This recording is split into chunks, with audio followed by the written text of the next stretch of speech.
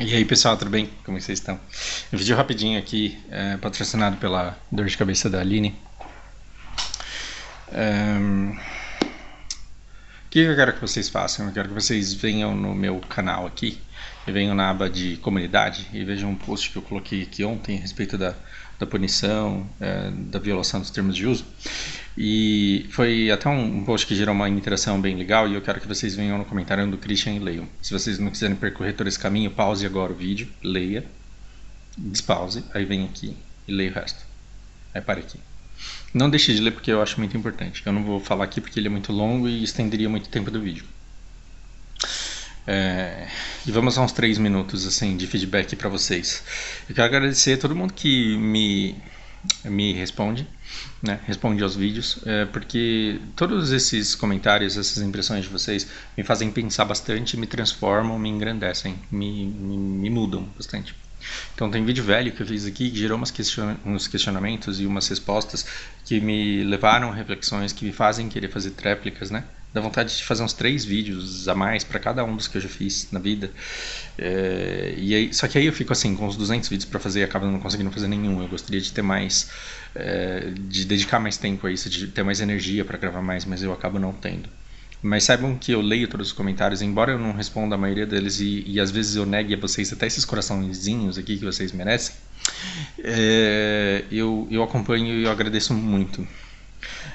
O comentário do Christian eu achei extremamente pertinente. Minha irmã tá morrendo ali, mas é um ataque psicológico. O comentário do Christian eu achei extremamente pertinente e eu compartilho muito da visão dele. E eu quero conversar um pouco sobre isso. Antes eu quero fazer umas observações com vocês. Uma vez eu peguei numa biblioteca, na época que ainda existia esse tipo de coisa e que as pessoas ainda iam nesse tipo de lugar, eu peguei um livro que era um compilado do folclore brasileiro. E nesse livro de folclore brasileiro eu vi que nosso folclore ele segue um padrão, um modelo. Então você tem um monte de histórias, mas elas são sempre de crime e punição. Então alguém faz alguma merda, querendo levar alguma vantagem, aí essa pessoa, por algum motivo, por alguma conspiração do universo, no final da história ela se foge, ela tem um castigo. Para quê? Para ela aprender a lição e para ela servir de exemplo para os outros, para que os outros também aprendam. A nossa educação ela não é feita com amor, ela é feita com ameaça, né? E isso, ele foi esse modo de enxergar a vida, que eu não sei de onde veio exatamente, e você tem todo o direito do mundo de falar que eu só tô falando bosta aqui, porque eu acho que eu só tô mesmo.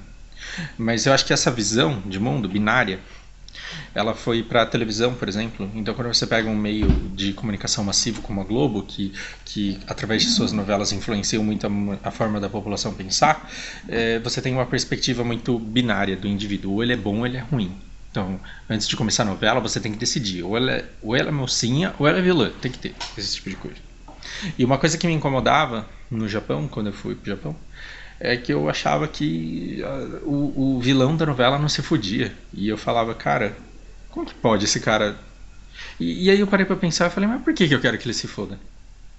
Porque eu cresci acompanhando histórias onde você tinha uma mocinha e você tinha uma vilã e era uma sofrência, a mocinha vivia numa sofrência a novela inteira e a vilã ela vivia numa iniquidade a novela inteira e chegava no final e você sabia como que ia ser o último capítulo da novela no primeiro capítulo, porque no primeiro você descobria quem que era a mocinha e quem que era a vilã.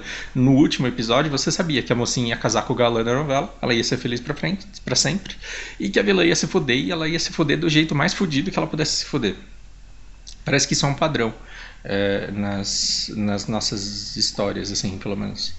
Na televisão até a época que eu acompanhei, olha que faz tempo que eu não assisto TV. Mas eu acredito que não tenha mudado, que não seja muito diferente disso. Mas quando eu era criança, adolescente, até jovem adulto, eu lembro, né, na época que a gente não tinha tantas opções assim, eu lembro que era uma reclamação recorrente nos fins de novela que a vilã não tinha se fudido o suficiente. Não com essas palavras, né, porque ninguém usa esse vocabulário chulo assim na rua, coisa minha.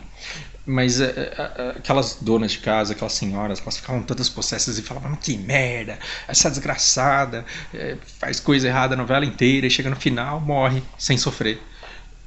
Sofre um acidente de carro, capota, morre. Que final é esse? A mulher foi vilã a novela inteira, como que morre? Não, ela tem que sofrer. E eu acho isso muito engraçado, porque, primeiro, faz a gente ter fé que só existem dois tipos de pessoa, né? Mocinho ou bandido. Ou você é bom ou você é mal. E essa fé, a fé nessa binaridade é extremamente prejudicial ao nosso povo e à nossa vida como um todo. Porque todo mundo carrega em si um lado bom e um lado ruim. E faz com que o nosso regozijo, a nossa alegria, o objetivo da nossa vida e da nossa justiça seja a sofrência do culpado. E uma coisa que o Christian concluiu e que eu também concluí é que o regozijo ele deve estar na melhoria do servidor e não no sofrimento do culpado que foi punido. Já pararam para pensar nisso? Isso se aplica não só ao jogo, né? A gente deveria querer um servidor melhor e não o sofrimento do culpado. Então a Toyota ela descobre que o carro dela está saindo com um defeito e que o airbag pode não abrir e a pessoa ela pode morrer. O que nós queremos? Sofrimento do culpado. O cara que instalou o airbag errado vai ser mandado embora e vai se fuder e ele nunca mais arruma emprego na vida dele, esse desgraçado, desse inútil, desse noob do caralho. Tá certo isso? Não, a empresa ela tem que assumir responsabilidade por isso. A empresa ela tem que assumir responsabilidade por isso. E ela tem que fazer um recall. E ela tem que garantir que os carros que serão produzidos daqui pra frente não saiam com esse erro do airbag. Então nós tivemos o mensalão, o petrolão, a gente teve pessoas sendo mandadas para cadeia e o que a gente quer? A gente quer a sofrência do cara lá em Curitiba. Perceba que eu dizer que o foco deveria estar em outro lugar não significa que eu defendo bandido e que eu não queira que esse cara seja punido. Use o bom senso para entender aquilo que eu estou tentando te passar. O culpado ele tem que ser punido? Tem. Ele tem que sofrer? Tem que sofrer. A punição, ela deve ser muito. A perda deve ser muito maior do que a tentativa do ganho. Já diz o comentário. Então. Para quê? Para que ele de fato não compense, para que as pessoas sejam desestimuladas a isso. Mas não basta. Não basta. Porque essa binaridade está fazendo com que a gente olhe pro corrupto que foi preso e fale: esse cara é ruim.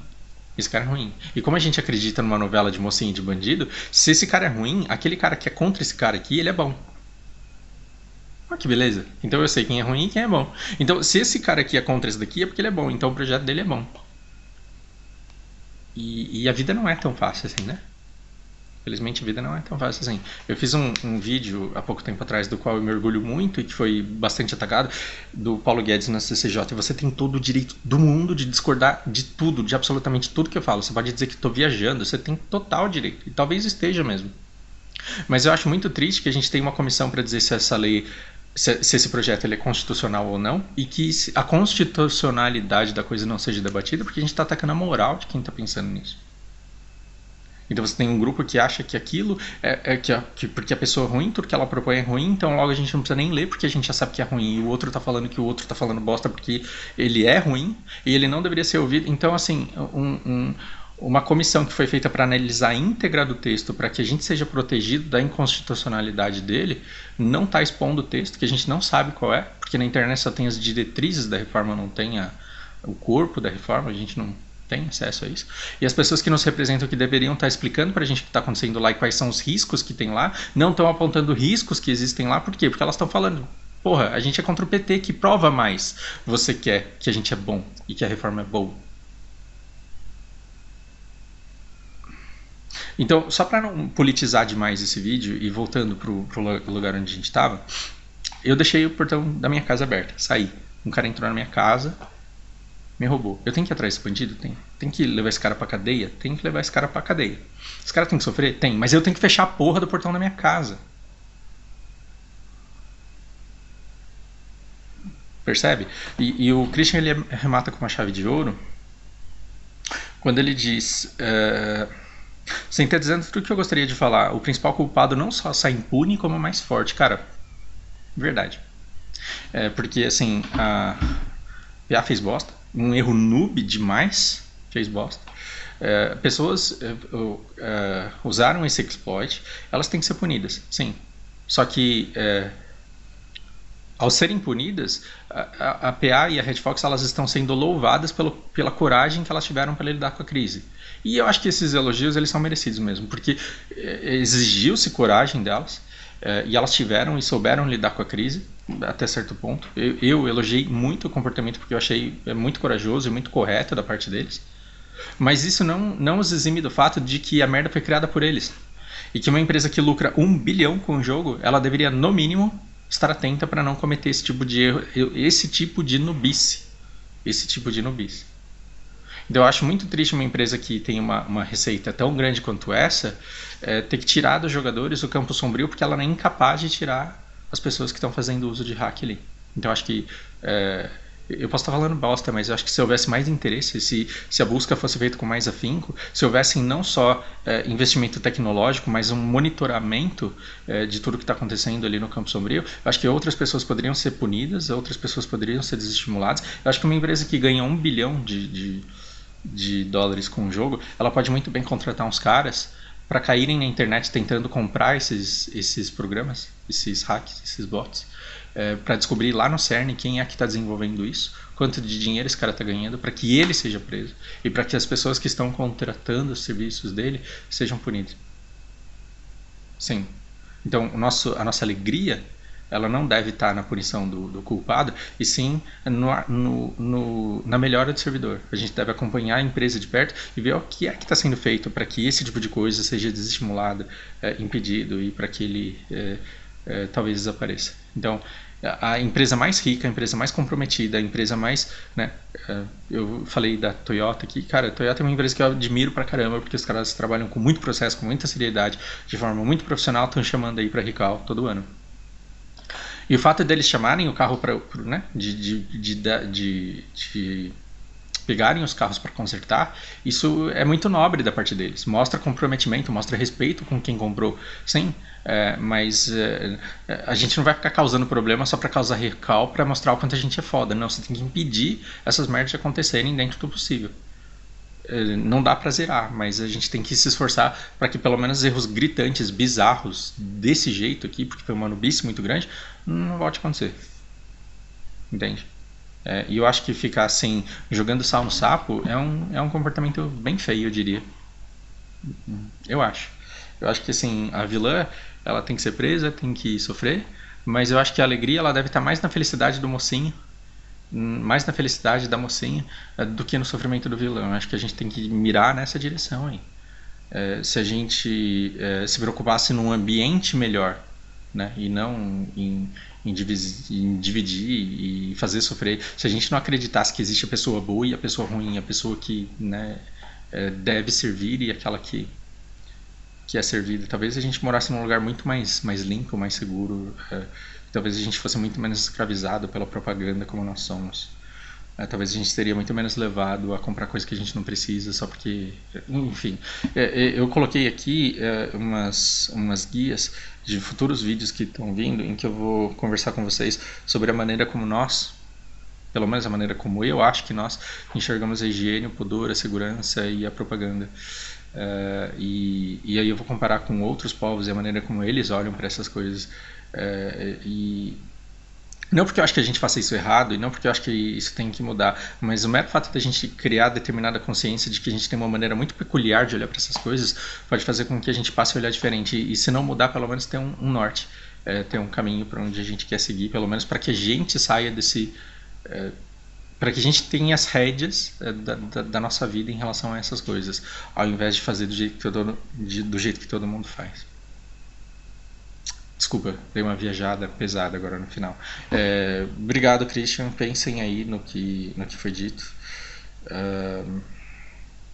E estou aberto para continuar essa discussão a partir dos pontos que vocês estão me colocando. Até a próxima.